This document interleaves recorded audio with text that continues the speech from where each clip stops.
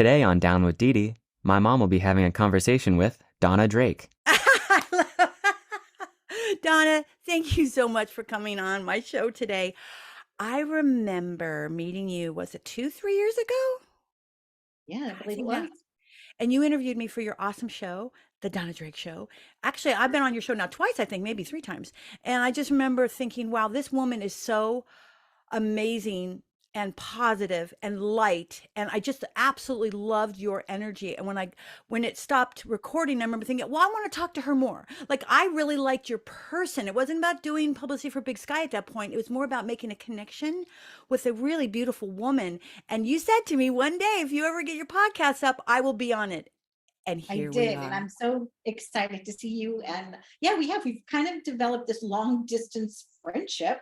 And it's been beautiful, and it's exciting to see where it's blossomed, where it's gone. When I talk to you on the phone, Dee Dee, I feel the same way about your spirit and your energy. It kind of infiltrates. It's like I don't know, like if you paint a wall, or if you paint a canvas, right? It's on the surface. Somehow your pigment, for me, in our friendship, just goes a little deeper than this. It's not a surface level friendship. It's a deeper connection. And I love that about us, and it's Um, nice. And our circles have kind of intersected now, and your people know my people, and yeah. it's good. And It's our good. people know our people, the people don't people. Because you Right. know what? You know what I think is that we're all connected.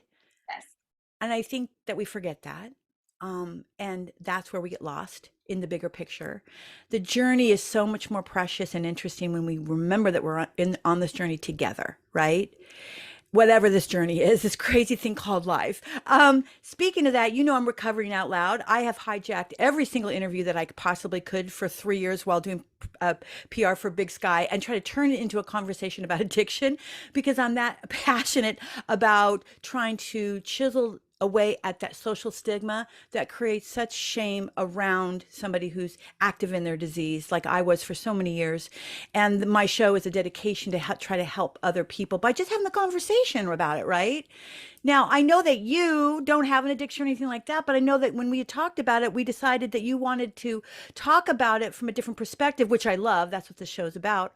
Or we decided you were going to talk about pickleball. I can't remember now. I am not afflicted, or do not have that.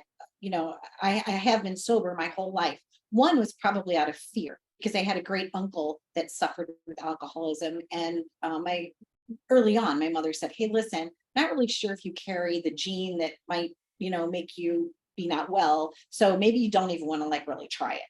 And on the occasions that I have had alcohol, wine I'm okay with, but I can only have one. I'm definitely a one and done, and I'm able to stop that for myself. And I know a lot of people aren't. I've learned a lot about sobriety just by talking to you and talking to other people. And you're right, there is a stigma. Okay. The stigma from sober people comes where it's almost like a fear. We're afraid of people when they're in a drunken state, or we're afraid of people when we don't really understand what they're going through. And there's like this gap, if you will. It's like Yeah. this invisible wall. And because I have this TV show that's all about good news, and I love featuring people, I want to be better at communicating about alcoholism the same way that I do any other disease, right? I Yeah. want to be vested in that. I want to help people, because I realize that that's what they need. They need education, they need support, they need understanding. And up until maybe a decade ago, I wasn't very understanding. But there was one night I had too much to drink, and a friend of mine saved my life. I had too much to drink, and I couldn't drive my car. And my friend Asia said, "You're not driving home." And I was like, "Oh, okay." And I was upset, had a bad breakup with somebody, and I drank too much. She goes, "You're not driving home. Where's your car? Give me your keys." And she saved my life. And I Wow. feel like we all need to be good stewards for each other, no matter where we are on that journey, right? Whether we just are the person that had one too many, or we've been suffering, and people don't understand us, and they try to they turn us off, or shut us away, or push us away. I think that's the worst thing we can do for someone that's suffering. What we should be doing is embrace that person and get them help, or be their designated driver and get them somewhere safe. So Wow. that's it. That's my connection with it. So You know, Donna, the other Dedee, we're like the two Dedees.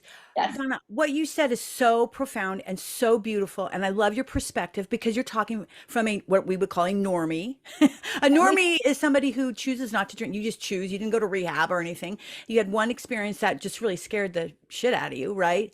Thank God your friend was there, right? Because we're not in our right minds when we're drinking, whether you have an addiction or not. And that person did probably save your life and others. So I got to 100%. say, I love her for that. And I love that because now you're here talking to me in your earth body with your soul, still giving light. And that could not be the case if something else were to happen. But you know, when you brought up that whole like we're scared of someone when they're active in their disease, it's true. And what's so sad when somebody has cancer, which is a disease, and I'm not going to compare cancer to addiction, but they both are diagnosable as diseases, right? I don't think anybody chooses either one. I think there is this like, well, she didn't choose cancer, but she's choosing to drink herself under the table, and she lost her kids. Isn't that enough? Isn't that a bottom? Or they're in that's it's their fifth DUI. They're on the streets. They've lost their home. They've lost everything. Isn't that their bottom? See, Mm. that's judgment. Clearly, it's not their bottom. And I always love to stress that everyone's bottom looks different. Why I decided, they said, "What was your bottom, Dedee?" And I'm like, girl, which bottom? I'm 59. I'm 5 years sober. Actually, I'm 5 years sober today. Thank you for being with me. Yay! So if this is going to be launched later, but today is July 29th, and it's my sober birthday. And let me tell you, 5 years ago today, I was walking into a rehab scared out of my mind. And yes, going through menopause, never having been away from my children. I was going into an intensive 30-day lockdown where no phones, no computers, no, scary. But man, the trajectory of my life changed from that moment on, and the work started. And I'm here to say that you can do it at any age, even if you're going through menopause. Okay. And their air conditioning wasn't always working. I couldn't find a freezer to put my head in. But, but let me tell you, there is something to be said about people getting scared, and they're scared because they don't understand, Correct. right? A normie just goes, well, I just stopped drinking 4 drinks ago. What's her problem? His problem, their problem.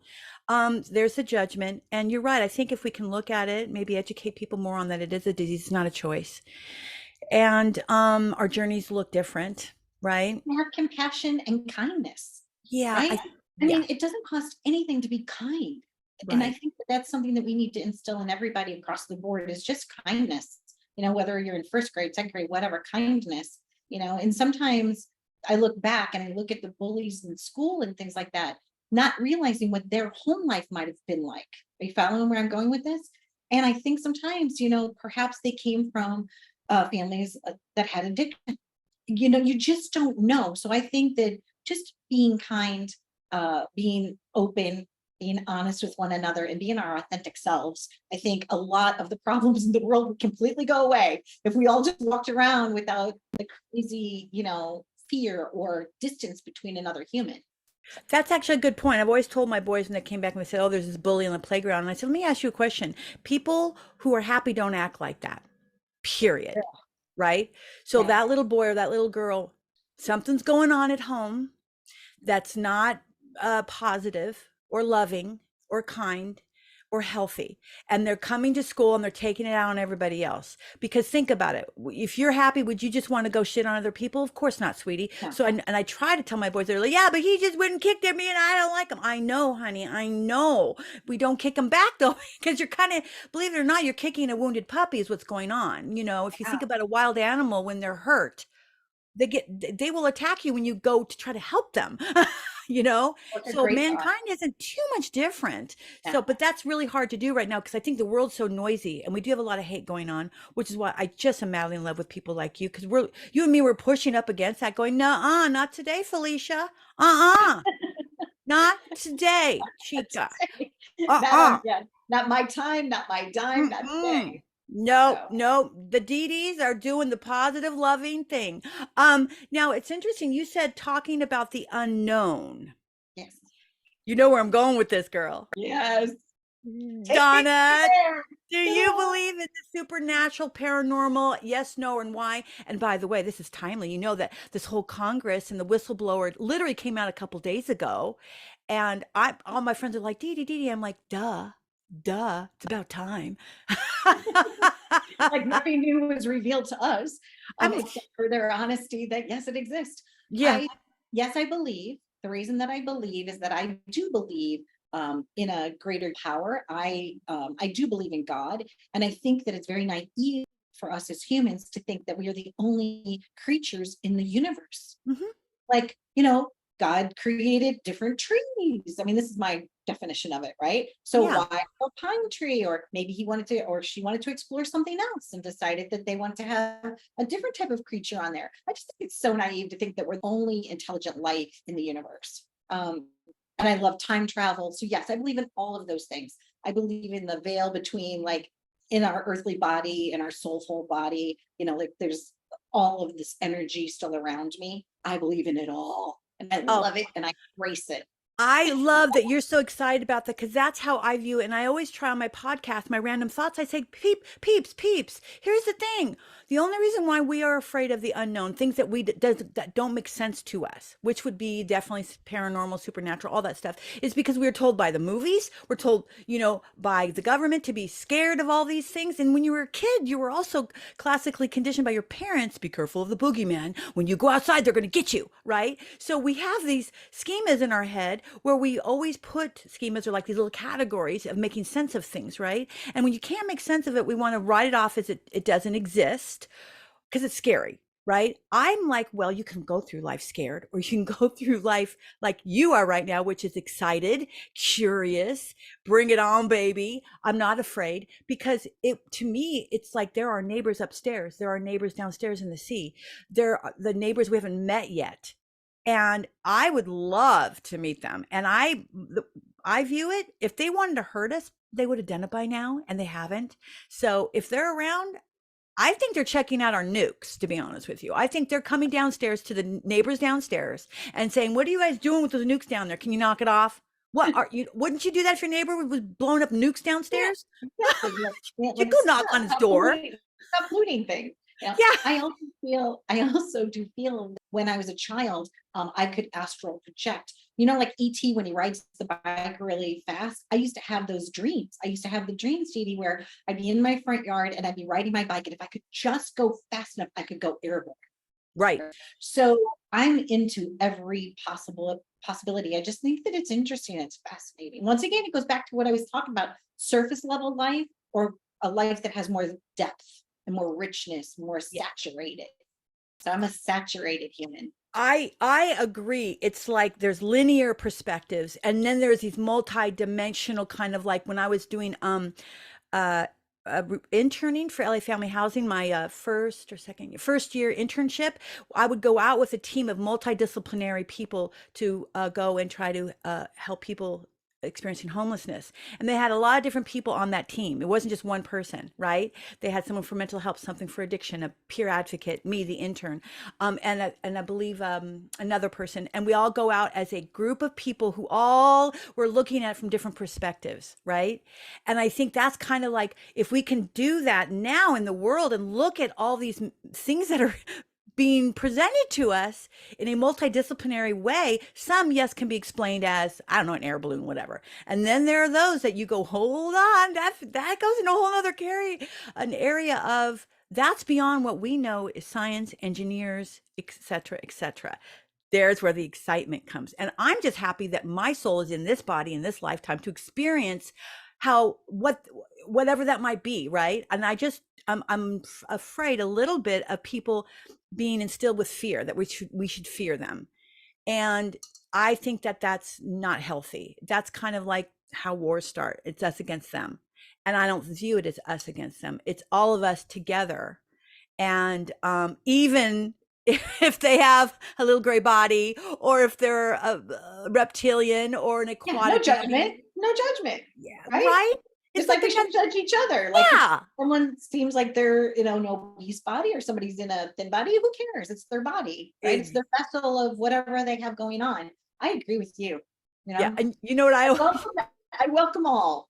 I I always say, boys, if I disappear for a few hours and you can't track me on my phone, I probably finally was lucky enough to go out of this universe for a minute. They took me to theirs just to go visit, and I'll be back. So do not worry. And hopefully they didn't do any experiments or anything. If they did, they just make sure I didn't remember. But I love I love traveling. I'll go to another universe. Let's go. Yeah, me too. I always thought that I would be alive for the jetpacks. Dedee, I always wanted to, you know how they have those jetpacks and they get to fly around? Like, Yes. that would be me. I definitely would be like, put it on now. I know they have them, but I'm ready. I want to do it. Girl, I just saw one on Instagram. There had some footage of this guy just going up and then taking off. He looked like he might fall, but I was like, but he was jetpacking across this like field. And I was like, okay, wow, I kind of want to do that. It's I always say to people too, you just have to remember something too. There were times back in the day when they said we could never fly. We could never go to the moon. We could never dot dot dot. I think that those are limitations that we set for ourselves. And I hope that you and I are women that, add to the solution, not the problem, and say, hey, man, the world is at your fingertips. If I'm almost 60 and I can get sober 5 years ago, and that was scary, I'm not going to lie, but I had to lean into the fear and say, I have to trust others who know more and better than me, that this is a time for change, right? Variety helped your skin, right? Don't you feel better? Like you feel better? Like the color of your, I don't know. Like, I don't know because I'm not in your body, but do you feel like your body, like when you see your reflection, do you feel like you look healthier? Oh Does my that God, make sense? yes. Okay. Well, this is what happened. I mean, I'll be honest, I've had plastic surgery as well, but I'll tell you, I'm going to have him on the No, show. but your skin. I'm talking about your actual skin, Dee. Oh, like you're like, we're not talking about your plastic surgery, Dedee, okay? Yeah. Um, No, we're not talking about the nip and no, tucks. We're just- I'm still a little swollen right here. I'm gonna have him on, so it's not gonna be like a secret. But no, what happened was the inside started to. That's why I call it my rebirth day. I started Okay. having a rebirth. The inside literally felt like I was new again, and I was like a baby embryo growing, and because everything became new, I started looking at it from a different perspective, and then which all came from my recovery. And then I would look in the mirror, and I noticed that my insides were going up and lighter, and the outside was going south. And I thought, well, I'm not in harmony, and I had a little extra money, so I went and got that fixed. Not, I again, there's social stigma around that as well. It's called body modification. We've been doing it for years. Everyone's settled down. um but yeah, do I feel better? It's like, it's actually, people who are in recovery will tell you, not all, but most will tell you, it's just this injection of life. It's Good. this injection of like new air you're breathing. You look at things differently, you feel things differently, and at any moment relapse is there waiting for you. So talk about, and we all know that this is not something you mess with ever, right? Because it will take you down, and it will kneecap you, and it could actually take you out of your earth body, which has happened to many of my friends. So relapse is a very serious thing. So it's not something you play with. And I'm really fortunate that I have some little, I call them little skills in my toolkit that I just called rewinding the tape. Like today, I remember exactly that day going into rehab. I remember the day before yesterday, 5 years ago yesterday, being in a detox. And that was also really humbling and scary. And I remember thinking, well, Dee, if you don't get it right this time, you're going to have to do this all over again. I thought, no, I'm good. I'm good. I'm good. Just get it right, Dee. I became a real good student real fast, raising my hand in rehab, doing everything. I was the best student ever. And people would be like, well, what do you mean you have to? I'm like, just listen to them and just do it. I'm Yeah, here to if you live. do it once right, you don't have to do it again, right? I guess. Yeah. And the other beautiful thing, Dee, is that every day that you're doing this, every day that you're communicating this with everyone is so helpful. And I think there was a question, we were talking earlier about flying. You had emailed me about like my favorite like animal, like what I would be. You want to know? Yes, I do. I was just going to ask you that. Yeah. You can just guess. It's a bird, because I always would want to fly because I love to travel. So I would always want to be a bird because I want to travel, and I want to look at different things. I want to see different cities that I haven't been to yet, and then check them out and then come back into my body. So it's got to be a bird. I think I would come back as a bird. Can you imagine that perspective, which some people who have those flying things on, I don't know, they do the whole flying thing up there. When you look down, you probably have to feel the most freest you ever would when you're up there. It's also, have you ever scuba dived? I have not scuba dived yet. I've snorkeled. Snorkeled. Wait, Snarkled? Snorkeled. Yeah, I gotcha. Snarkled, tomato, Snarkled. whatever. But yes, snorkeled. I've done that. Well, Scuba diving. flying reminds me a lot of scuba diving. I scuba dive, and when I was way down way down, like 10 feet, I'm not sure how far down we went. You were in this entirely different world that is not anything like being up here on Earth. And I would imagine if you're way up there, like some of these eagles and these, birds who fly, it's got to be, again, a complete different perspective. And it's in these places where you're free, right? And I love that you want to be a bird. That actually makes perfect sense, because you also mentioned you want a jetpack. Yeah, I like it. Would you ever like jump off a building and do that bungee stuff? Well, I did zip line down the largest zip line in Asia. My television show went to Japan right before the Olympics were going to happen. And they said, you want to, I said, sure, I'll go. So the little cart takes us a little higher up the mountain, a little higher up the mountain. And I thought that was it. No, it went higher up the mountain, higher up the mountain. And then it says there's bears underneath us, right? So I got to zip line. I think it was like over 3.5 miles long. So in a way, that's kind of like that, right? But the funniest thing, Dave, briefly, is that at the very end, they're all going like this, like slow down, slow down. Well, I thought they meant pull down, because the way that you make the zip line go is that you pull down on the zip line. And so I went crashing into the turnbuckle, and like the oil's popping up, and everybody's like, "Are you okay? Are you okay?" And all these beautiful people from Japan. I'm like, "I'm fine, but I thought you meant." I said, "Stop pulling down or slow down. You need to get a different cansicle." Like, stop. Donna, that is so funny. It must be a Dedee thing, because that's something I would have done in a minute, where my boys would have been like, "Mom, no, that's not what they were saying." And you went at 100 miles an hour, you hit the tree. Are you happy now? Well, listen. Donna, I just love and I adore you. I can't thank you enough for coming on my show today to help me be part of the solution. And I hope that I help you be part of the solution when I'm on your show. And I just can't thank you enough. And next time I go outside today, see a bird, I'm going to think of you all day long.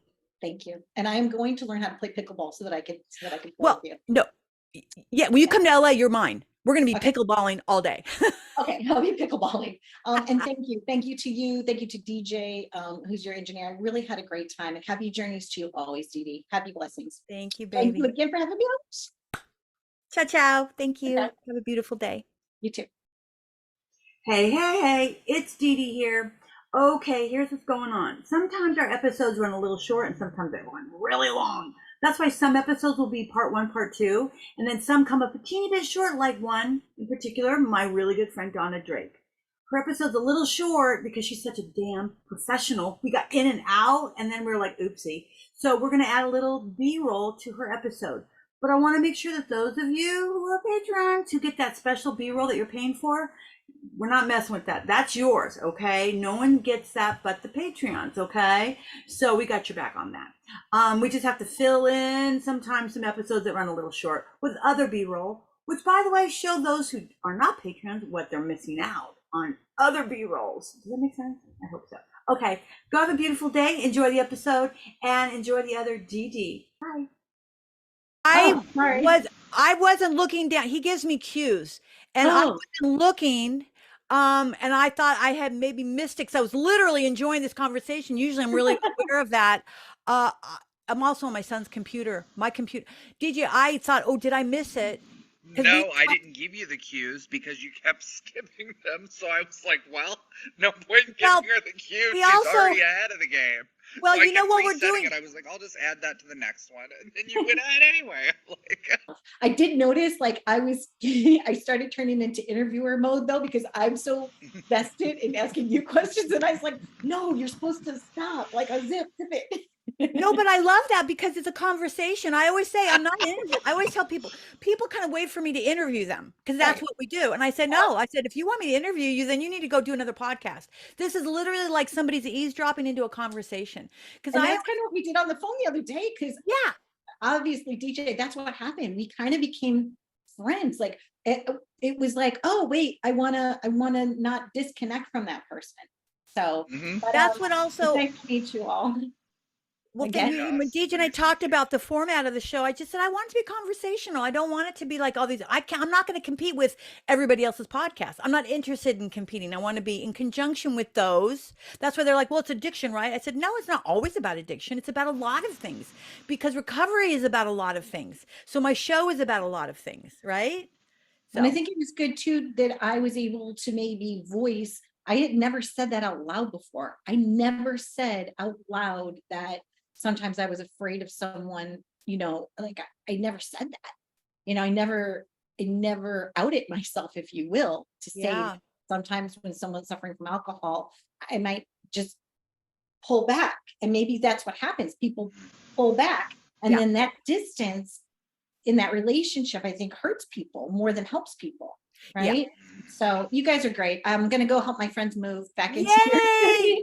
Bye, hey, listen, I'm going to New York. I'll text you. I'm going to do an autograph convention. I'd love just to meet and hug you on the streets of New York. What part? When? What time of the month? New Jersey. Okay, Jersey, go. All right. You got to wear your hair really high. No, I'm just joking. That was Texas. Okay, so but what month are you coming? What month? It's the end of October. I'll be there. I fly in Thursday and then I fly back Monday. I'm getting a bunch of other celebrities doing it's like a horror film convention. Okay. It's a autograph convention. See if you don't mind, ask the press person if I could come so that I could bring a camera and I'll cover it. I'll either do a pre-thing to sell some tickets, but I could come in person if they allow it. I would love that. That sounds like fun. Oh my God, you would love it. Yeah, we're all just sitting there with our pictures and people come by and they give you a little bit of cash and you send an autograph or you take a selfie with them. I always give them a hug. Hey, ciao guys. Bye. Bye, sweetie. Love you, mean it. Bye. Love you, and mean it. Bye. For more information on today's guest, check out the show notes below or visit our website at www.downwithdedee.com.